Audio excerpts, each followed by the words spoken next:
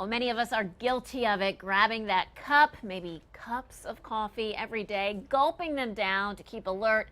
In fact, the average American drinks 3 9-ounce cups per day. That's a lot of coffee, and it can have consequences on your bodies, especially for women and their weight.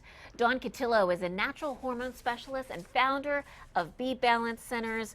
Folks are not going to like what you have to say today about the caffeine. Sometimes I bring the bad news. Yes, bring the bad news, but it's to help us in the long run. Long run. What is it about caffeine? I mean, it gives us energy, but what else? Well, we want that emotional lift in the morning, but what we forget is what goes up must come down. So it causes something called reactive hypoglycemia, which sounds crazy, it sounds hard, but what it is it causes the blood sugar to spike. And when your blood sugar spikes, the body releases insulin to bring the blood sugar down.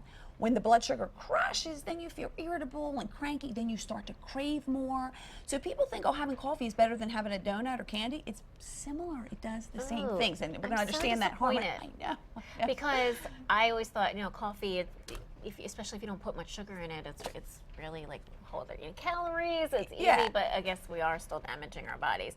So what if you don't cave into the snacks though, and you just stick with the coffee? You're not going for the donut or the piece of candy or the Even chocolate. though you're craving it, you're sticking with a coffee all day. But here's the thing, the very nature of coffee is what it does is it messes up our blood sugar, and that causes that insulin reaction. So what happens is it makes it really hard for us to be able to lose weight when you can't burn fat when insulin's constantly in the bloodstream.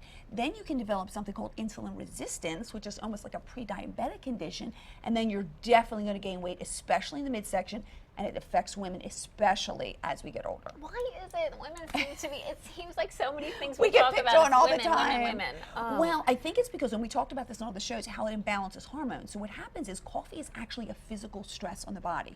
So you have enough emotional stress with family, finances, it's a physical stress. So it drains that really great hormone called progesterone.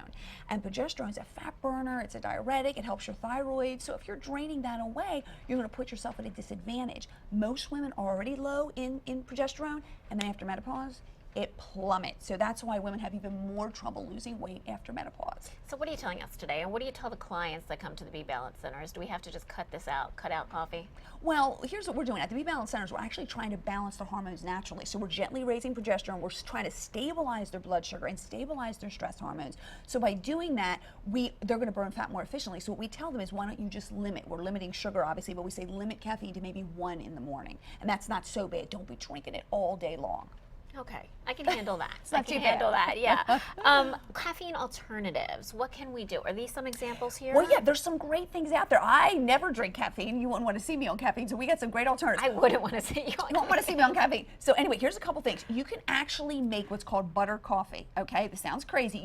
You get regular coffee, organic is better. You mix in it either a little MCT oil or coconut oil, you can get at the store, and some type of grass-fed butter, and you blend it all up, and it tastes like a cappuccino. Now, what this does is it gets good fats in your system, so your blood sugar doesn't crash. And if you only wanted to have coffee in the morning, which I hate when people skip breakfast, you could actually get away with it. And it'll help your cognitive function all throughout the morning until you have lunch, and it won't cause that reaction, that weight gain. Wow, we're running out of time, so I want to point out that women can go to your website to kind of see if their caffeine habits are causing them problems. Also learn more about this, maybe set up an appointment with you. Yes, How can we find you online? BeBalanceCenters.com. We have a free survey. Easy.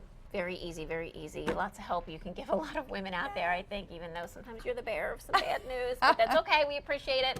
Thank you, Dawn, for being back with us today. We'll be right back with more Good Day PA.